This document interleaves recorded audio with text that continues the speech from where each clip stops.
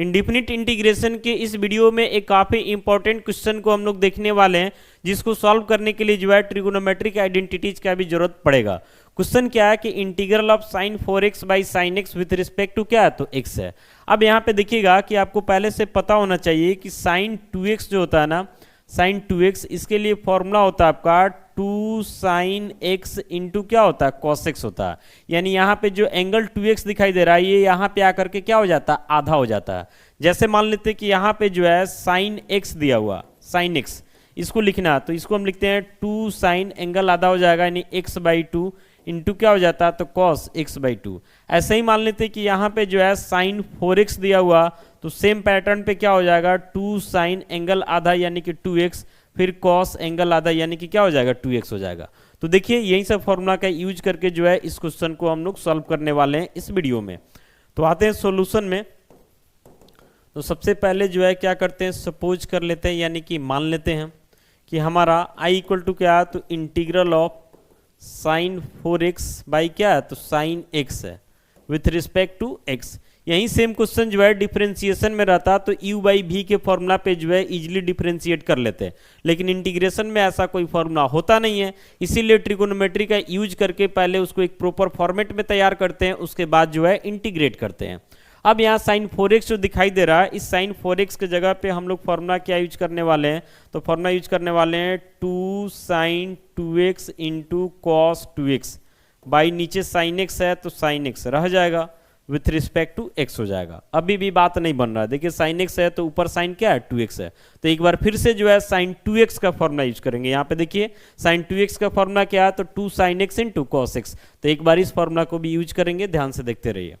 बढ़ते हैं आगे, तो यहाँ से i इक्वल टू हम लिखेंगे इंटीग्रल ऑफ, ये 2 आपका बाहर रहेगा और साइन 2x जो दिखाई दे रहा है इसके जगह पे हम लिख सकते हैं 2 sine x into cos x, फिर यहाँ पे कॉस 2x है तो कॉस 2x रहेगा, बाई नीचे क्या हो जाएगा, तो साइन x हो जाएगा विथ रिस्पेक्ट टू क्या हो जाएगा, तो x हो जाएगा। अब i इक्वल टू आगे बढ़ते हैं तो हो जाता है इंटीग्रल ऑफ 2 2 जा 4 हो जाएगा। यहाँ पे आपका क्या है, तो साइन x है, फिर क्या है, तो कॉस x है, फिर क्या है, तो कॉस 2x है, बाई क्या है, तो साइन x है और विथ रिस्पेक्ट टू क्या है, तो x है। अब यहाँ देखिए नीचे भी साइन x है, ऊपर भी साइन x है, तो साइन x से साइन x क्या होगा, कट जाएगा। आगे बढ़ते हैं तो i इक्वल टू यहाँ से हो जाता है इंटीग्रल ऑफ 4 कॉस x फिर cos 2x with respect to x। अभी भी बात नहीं बन रहा है, इंटीग्रेशन में तो u इंटू v का फॉर्मूला होता है बाई पार्ट से, बट बाई पार्ट्स का भी कुछ रूल रेगुलेशन होता है।